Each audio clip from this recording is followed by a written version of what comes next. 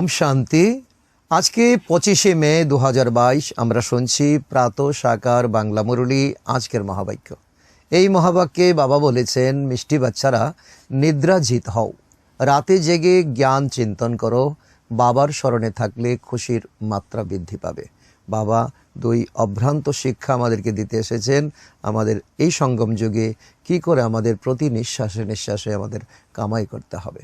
প্রশ্ন, ভারতে অনেক ছুটি থাকে, কিন্তু সঙ্গম যুগে তোমাদের 1 সেকেন্ডের জন্য ছুটি দেওয়া হয় না কেন? উত্তর, কেননা এই সঙ্গমের এক এক সেকেন্ড অত্যন্ত মূল্যবান।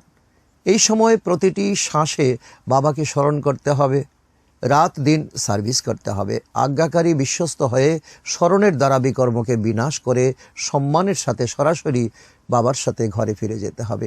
সাজা ভোগ করা থেকে মুক্তি পেতে হবে, তবেই না ব্রাহ্মণ জীবন, আর তবেই না আমাদের ফরিস্তা হয়ে আমাদের দেবত্ব জীবন প্রাপ্তি হবে। আজকের গীত, আমাদের তীর্থ অনুপম, তার থেকে আর কোনো বড় তীর্থ নেই। ওম শান্তি। বাচ্চারা জানে যে তীর্থযাত্রা 2 প্রকারের হয়ে থাকে। এক হলো আত্মিক তীর্থযাত্রা, আর 2 হলো শারীরিক তীর্থযাত্রা, যা 2500 বছর আমরা মায়া রাবণ আমাদেরকে শিখিয়েছে, আমরা করে এসেছি। ঘাটও 2 প্রকারের হয়ে থাকে। প্রথম তো হলো নদীর ঘাট, আর দ্বিতীয় তোমরা বাচ্চাদের নতুন নতুন সেন্টার যা এখন খুলছে বা খুলেছে, অর্থাৎ যা ঘাট হতে চলেছে, অর্থাৎ অন্তিম ঠাই, মানুষের জ্ঞান প্রাপ্ত করার এক নির্ভরযোগ্য ছত্রছায়া। উত্তরে বলবে, কেউ যদি প্রশ্ন করে তো কর্ণাটকে কতটা ঘাট আছে, তো উত্তরে বলবে 4-5টা ঘাট আছে। সব ঘাটের ঠিকানাও লেখা থাকবে, এটা অমুক ঘাট, সেখানে গিয়ে যারা জ্ঞান স্নান করবে সেই জীবন মুক্তি পাবে। এইভাবে তোমরা প্রত্যেক রাজ্যে, প্রত্যেক তো শহরে শহরে এখন এই ঘাট তোমরা খুলছো, সেন্টার খুলছো, আর লোকদেরকে ঠিকানা দিচ্ছ। বাচ্চারা এও জানে যে মুক্তি আর জীবন মুক্তি কাকে বলে। প্রকৃতপক্ষে ভারত জীবনমুক্ত ছিল, সত্যযুগ ছিল, বহিষ ছিল, বৈকুণ্ঠ ছিল, তাকেই তো স্বর্গ বলা হয়। তারপর আবার যখন জীবন মন্দ অবস্থায় চলে আসে, তখন তাকে নরক বলা হয়। তোমরা বাচ্চারা জানো, আমরা তীর্থে যাই, জ্ঞান স্নান করলেই বাস্তবে সদ্গতি হয়। তীর্থ আসলে 2 প্রকারের, একটা হলো ভক্তির তীর্থ, একটা হলো জ্ঞানের তীর্থ। সদ্গতির সাক্ষাৎকারও বাচ্চারা তোমাদের হয়েছে অনেকবার, তোমরা জ্ঞানে এসেছো, ভগবান তোমাদের ভাবনার তো ফল তো ভক্তিতে দিয়েছে। এখন ডাইরেক্ট এখন তোমাদের অনেক অনেক সাক্ষাৎকার করিয়েছে, যাতে তোমাদের পুরুষার্থ আরও তীব্র হয়। সদ্গতি বলা হয় স্বর্গ, আর দুর্গতি বলা হয় নরককে, তাই না? সদ্গতি নিশ্চয়ই সত্যযুগে হবে, আর দুর্গতি নরকরূপী কলিযুগে হবে। তোমরা বাচ্চারা সবাইকে নিমন্ত্রণ দিতে পারো যে এই কলিযুগে নরক থেকে সত্যযুগের স্বর্গে যাবে, তো তাহলে এসো সময় করে। তোমাদেরকে এই সত্যনারায়ণের কথা যা ভগবান আমাদেরকে শুনিয়েছে, এখন তোমাদেরকে আমরা শোনাবো। স্বর্গের সাথে সত্যযুগ শব্দটি অবশ্যই বলতে হবে, তবেই তো স্বর্গ আর নরক আলাদা আলাদা হয়ে যাবে।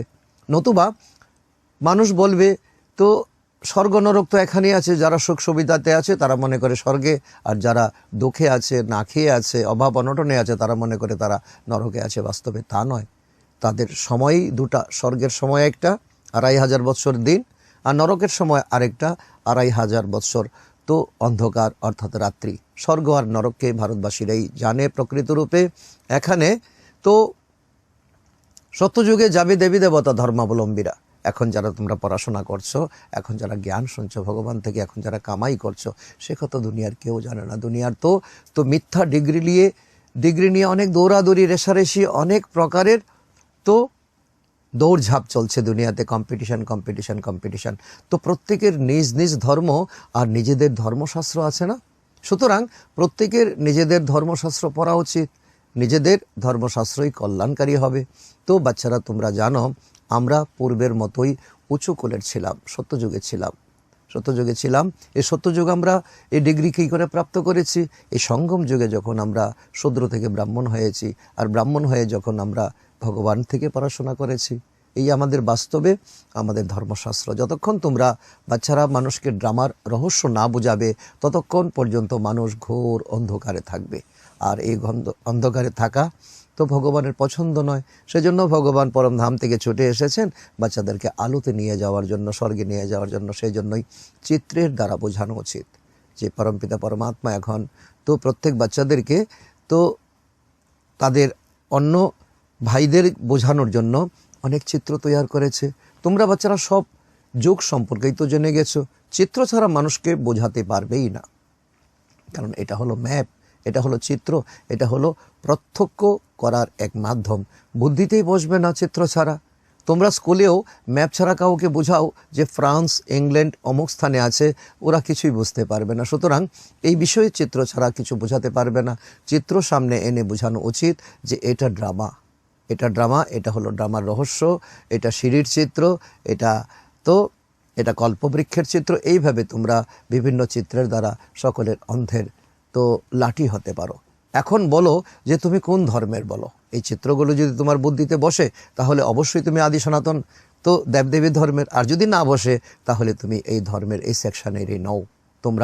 তোমার ধর্ম কবে এসেছে, সত্যযুগে কোন ধর্ম ছিল, এই প্রশ্ন যদি তোমাকে তাড়া করে তাহলে এই প্রশ্নের উত্তর এখন পরমপিতা পরমাত্মা দিচ্ছেন তোমার পিপাসা মেটানোর জন্য। চিত্রে সম্পূর্ণ পরিষ্কারভাবে লেখা আছে।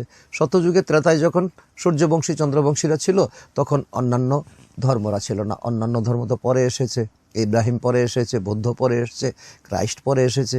এখন সেই দেবতা ধর্ম নেই, আসল ধর্মই এখন লুকিয়ে গেছে। মূলের কোনো অস্তিত্ব নেই। সেই জন্য পুনরায় স্থাপন হওয়া উচিত না।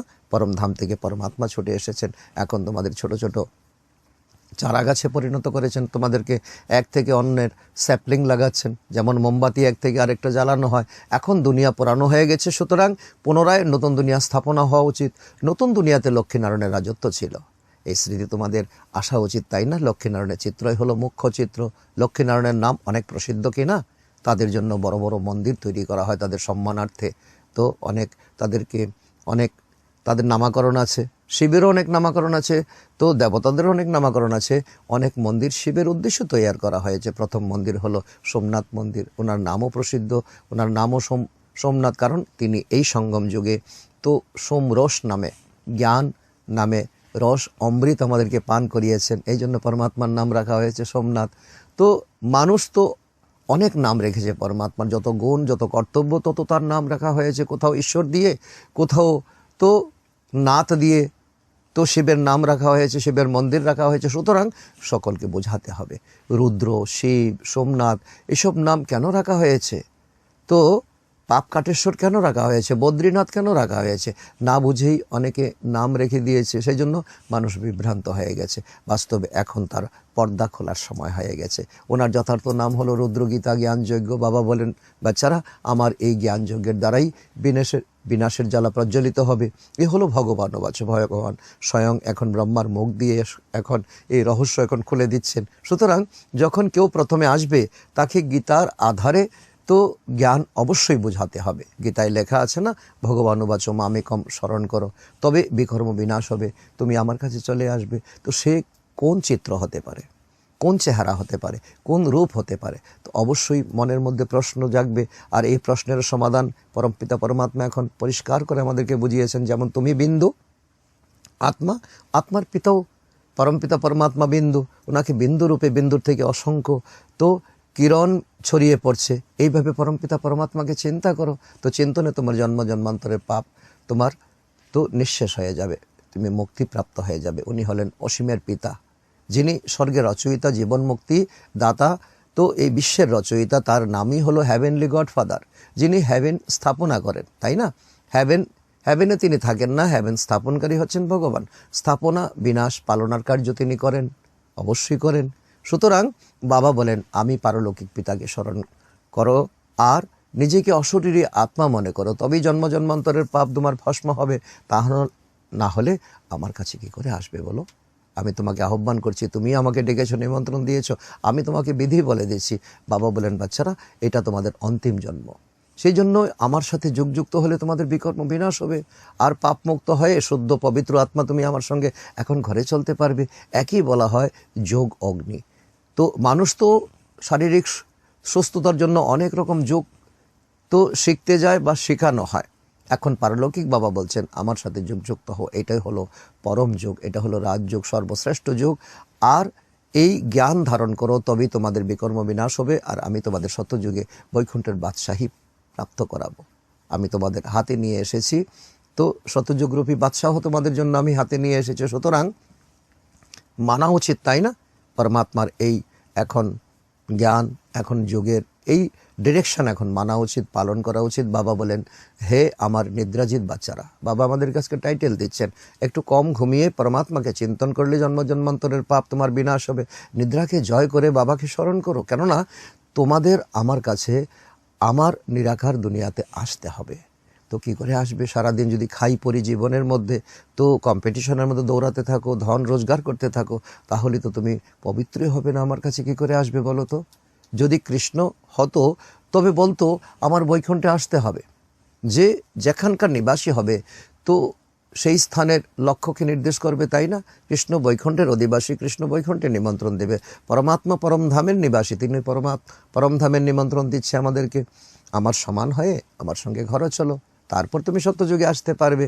নিরাকার বাবা বলেন, বাচ্চারা তোমরা আমাকে স্মরণ করলে নিরাকার দুনিয়াতে আসতে পারবে। এটাই হলো একমাত্র বিধি, আর দুনিয়াতে কোনো বিধি নেই। যা তোমরা পরে এসেছো, শিখে এসেছো, তা ছিল উল্টো পথ। আমার কাছে আসার একমাত্র পথ তোমরা বাচ্চারা হলে মুখ বংশাবলী। এখন এই জন্ম সম্পর্কে তোমাদের শুদ্ধ নেশা থাকা উচিত। কুক বংশাবলী আর মুখ বংশাবলী শব্দ অতি সহজ, তাই না? সহজেই তোমরা বোধগম্য করতে পারছো। এখন তোমরা বলে থাকো, বাবা আমি তোমার, আর ভগবানও বলে, হ্যাঁ বাচ্চারা তোমরা অবশ্যই আমার। সুতরাং এখন তোমরা আমার মতে চলো। যখন তুমি আমার হয়ে গেছো, আমি তোমার হয়ে গেছি, এখন তো অন্যের কথা এখন শুনলে চলবে না। রাবণ তোমাকে অনেক পথভ্রষ্ট করেছে, আর কত পথভ্রষ্ট হবে? তোমরা জানো ভারত যখন স্বর্গ ছিল তখন বাকি আত্মারা কোথায় ছিল জানো? তো এক শব্দে সকলকে উত্তর দাও। যারা এখন তো দুবিধার মধ্যে আছে, ধান্দার মধ্যে আছে, তাদের ধান্দা কেটে যাবে যদি এই কুলের হয়। মুক্তিধামে ছিল আত্মারা, মুক্তিধামে ছিল, বসেছিল। সেখানে কোনো শরীর তাদের প্রাপ্ত হয়নি, প্রাপ্ত হবে না। সেখানে তো পরমধামে তারা তখন রেস্টে ছিল। তো ওখানে একটাই ধর্ম, সেই জন্য তালি বাজে না। সত্যযুগে একই ধর্ম, আদি সনাতন দেবী দেবতা ধর্ম। ইব্রাহিম থাকবে না, বৌদ্ধ থাকবে না, খ্রিস্টান থাকবে না, শিখ ধর্ম তো থাকবেই না। তো লড়াই ঝগড়ার কোনো প্রশ্ন নেই। যদিও মানুষ বলে থাকে হিন্দু চিনি ভাই ভাই, কিন্তু কোথায়? বাস্তবে তো তার মিল নেই। এরা তো লড়াই করতেই থাকে। তো গানও গায়, পতিত পাবন সীতারাম, নিশ্চয়ই নিজেরাই পতিত, তবেই তো গান গেয়ে থাকে। শতযুক্ত পবিত্র দুনিয়া, ওখানে এমন গান গাওয়া হয় না, তৈরি হয় না, আর কোনো প্রয়োজন হয় না। এটা পতিত দুনিয়া, তাই এমন গান রচনা করা হয়, গাওয়া হয়। পবিত্র দুনিয়া বলা হয় সত্যযুগকে, পতিত দুনিয়া বলা হয় কলিযুগকে। মানুষ এটাও বুঝতে পারে না। বুদ্ধি কত মলিন হয়ে গেছে না, আমরাও বুঝতাম না। তমপ্রধান বুদ্ধি হওয়ার কারণে রাবণ আমাদেরকে সব ভুলিয়ে দিয়েছে, আমরাও সব ভুলে গেছি। বাবা বলেন, তোমরা সম্পূর্ণরূপে অবুঝ হয়ে গেছো। তোমরা কত বিচক্ষণ ছিলে, সত্যযুগে দেবী দেবতার সন্তান ছিলে, তোমরা প্রিন্স ছিলে, তোমাদের ডবল, তোমরা যখন মহারাজা ছিলে তোমাদের রতনজড়িত ড্রেস ছিল, তো ডবল তো তাজ ছিল তোমাদের। তোমরাই দেবতারা শতপ্রধান ছিলে, শতযুগে ছিলে, 2500 বছর তোমাদের নিশ্চিন্ত জীবন ছিল। এখন অবুঝ, শূদ্র, তমপ্রধান হয়ে গেছো। তোমরা স্বর্গে কত সুখ পেয়েছো, তাই না? তোমরা ভারতবাসীদের উচ্চ থেকে উচ্চ কুল ছিল দেবী দেবতাদের, এখন তোমরা তুচ্ছ নরকবাসী হয়ে গেছো। তো নিজের সেই অবস্থান সম্পর্কে চিন্তন করো। এইসব বিষয় বাবাই এসে নিজেদের বাচ্চাদেরকে এখন বলছেন। বাচ্চারা অনুভব করে প্রকৃতপক্ষে আমরাই পূজ্য দেবতা ছিলাম, তারপর আমরা পূজারী হয়ে গেছি। অমৃতবেলায় উঠে বাবাকে স্মরণ করো আর চিন্তন করো, তবেই খুশির মাত্রা বৃদ্ধি পাবে। বাবা অ্যাকুরেট আমাদেরকে দিশা দেখাচ্ছেন। এই দিশাতে চললে পরে তো নিজের জীবনকে অনেক অনেক আমরা খুশিতে ভরপুর করে দিতে পারি। কিন্তু বাচ্চারা তো সারাদিন 1 সেকেন্ড স্মরণ করে না। এখানেই তো গণ্ডগোল। যদি এখানে শুনে, বাবার ঘরে এসে জ্ঞান শোনে, কিন্তু বুদ্ধিযুগ থাকে অন্যদিকে, তাহলে প্রাপ্তি কী করে হবে? নিরাকার পরমাত্মা কাকে বলে সেটাও বুঝতে পারে না। স্কুলে কেউ তো 2-3 বার পাশ না করেও তো একই ক্লাসে পড়তে থাকে, তারপর পড়াশোনা করতে না পারার কারণে স্কুল ছেড়ে দেয়। অনেক ঘটনা ঘটে যায়। তো এখানেও পড়াশোনা বুঝতে না পারলে তো বাবাকে ছেড়ে চলে যায়। মায়া সজোরে থাপ্পড় মারিয়ে দেয়। তো এই মায়ার থাপ্পড় যারা খেয়েছে তাদের অন্তিম সময় তাদের অনেক পশ্চাতাপ হবে। বিকারের বেদি ঢুকে সর্বনাশ করিয়ে দেয়। সুতরাং সাবধান বাচ্চারা, মায়া এমনই প্রবল, বড়ই কঠিন, বড় জোর। তো ধাক্কা তোমাকে দেবে। তোমাদের বক্সিং কোনো মানুষের সাথে হয় না, কিন্তু মায়ার সাথে বক্সিং হয়। সেই বক্সিংয়ে তোমার তো শারীরিক কোনো ব্যথা পাও না, কিন্তু আত্মা অনেক ডিগ্রেডেড হয়ে যায়। মায়ার উপর বিজয় প্রাপ্ত করার জন্য তোমরা বাচ্চাদের তীব্র পুরুষার্থ করতে হবে, আর কোনো উপায় নেই। কিন্তু যতটা সম্ভব রাতে জেগে বিচার সাগর মন্থন করা উচিত। অভ্যাস হয়ে যাবে, অভ্যাস হয়ে যাবে। অভ্যাস তোমাকে অনেক উচ্চে নিয়ে যাবে। ভগবানও বাঁচো। সব বাচ্চাদের প্রতি বাবা বলছে, তুমি আমাকে রিকোয়েস্ট করেছো, আমি এসেছি, আমি তোমাকে পাঠ দিচ্ছি, এখন এই পাঠ তোমাকে পড়তে হবে। শুধুমাত্র এক অর্জনের জন্য এই শিক্ষা নয়।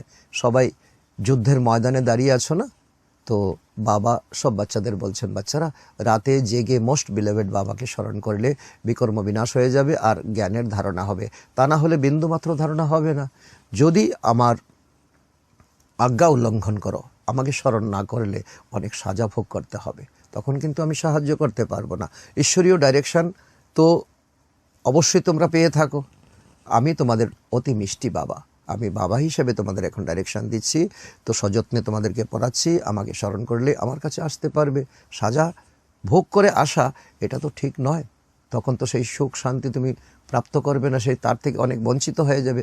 সোজাসুজি আসলে তুমি সম্মান পাবে, সম্মানের সহিত তুমি পাশ করে যদি আমার সঙ্গে যেতে পারো তাহলে তোমার প্রাপ্তি অন্যরকম হবে। সেই জন্য আমার আজ্ঞা উল্লঙ্ঘন করো না। যারা আজ্ঞা পালন করে না তাদের নিন্দুক বলা হয়।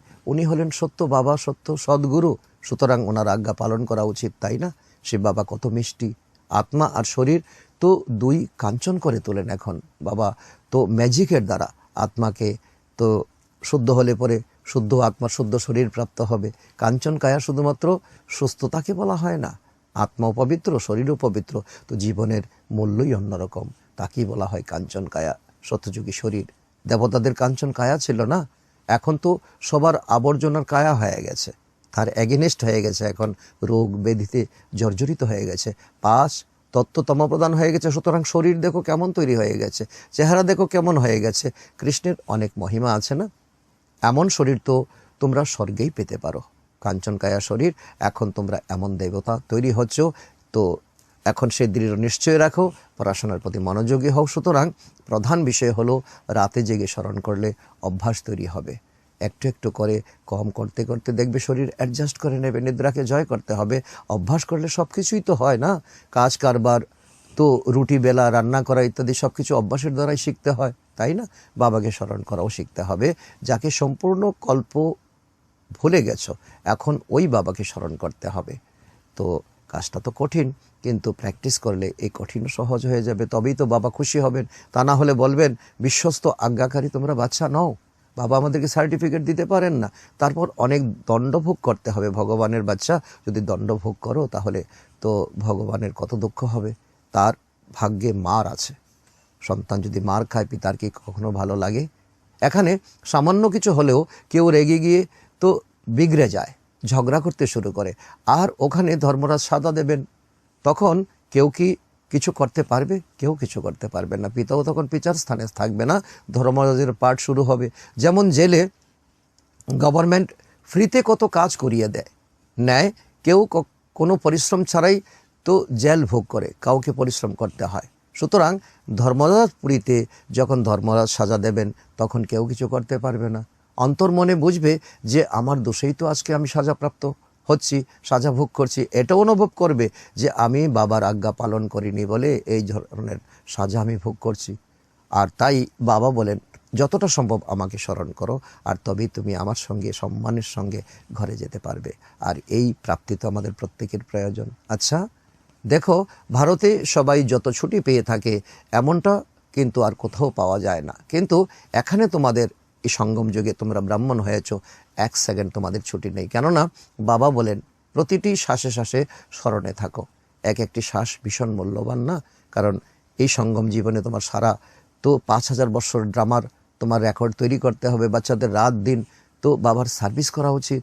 তোমরা অলমাইটি বাবার প্রতি আশিক নাকি রাবণের প্রতি? নিজেকে প্রশ্ন করো। নাকি দুইয়ের প্রতি, কিছুটা রামের প্রতি, কিছুটা রাবণের প্রতি?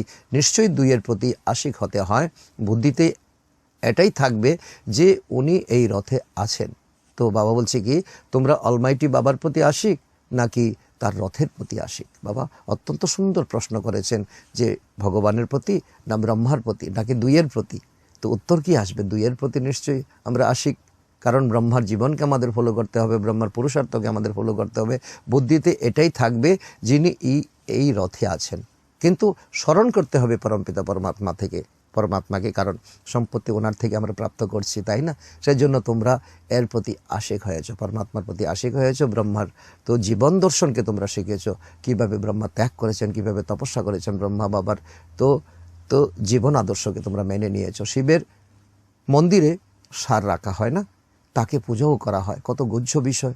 কারণ এই তো ভগবান এসেছেন ব্রহ্মার শরীরে, তবেই তো এখানে পুরুষ দেখানো হয়েছে, শিবের মন্দিরে ষাঁড় দেখানো হয়েছে। তো গাভীকে দেখানো হয়নি, ষাঁড়কে দেখানো হয়েছে। তার অর্থ হলো তো ভগবান পুরুষের শরীরে এসেছে। যে রোজ শুনবে না, কিছু না কিছু বিষয় মিস হয়ে যাবে। তো যারা রোজ শুনবে তারা কখনোই অসফল হবে না। তো ম্যানার্সও সুন্দর হবে, বাবাকে স্মরণ করলে অনেক প্রফিট হয়। তারপর তার থেকেও বড় প্রফিট হলো নলেজকে মনন করা, রাত জেগে মনন করতে হবে। যোগেও প্রফিট হবে, জ্ঞানেও প্রফিট হবে। বাবাকে স্মরণ করলে বিকর্ম বিনাশ হবে আর উচ্চপদ পাওয়া যাবে।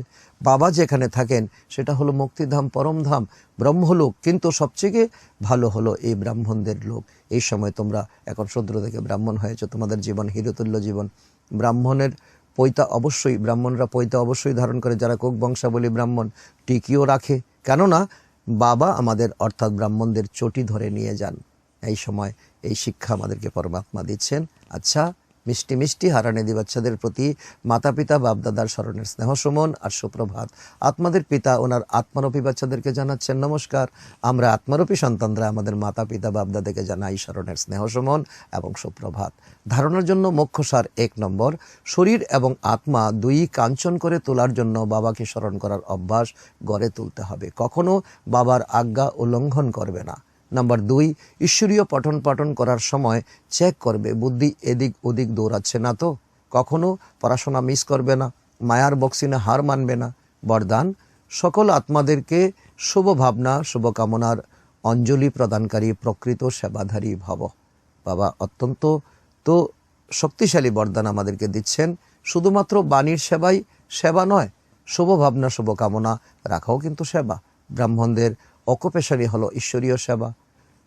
যেখানেই থাকো সেবা করে যাও, যে যেমনই হোক না কেন, পাক্কা রাবণই হোক না কেন, কেউ তোমাদের গালিগালাজ করলেও তোমরা তাদের নিজের খাজানা থেকে শুভ ভাবনা শুভকামনার অঞ্জলি অবশ্যই দেবে, তবেই তো বলা হবে প্রকৃত সেবাদারী। আজকের স্লোগান, পবিত্রতাই ব্রাহ্মণ জীবনের মূল ফাউন্ডেশন।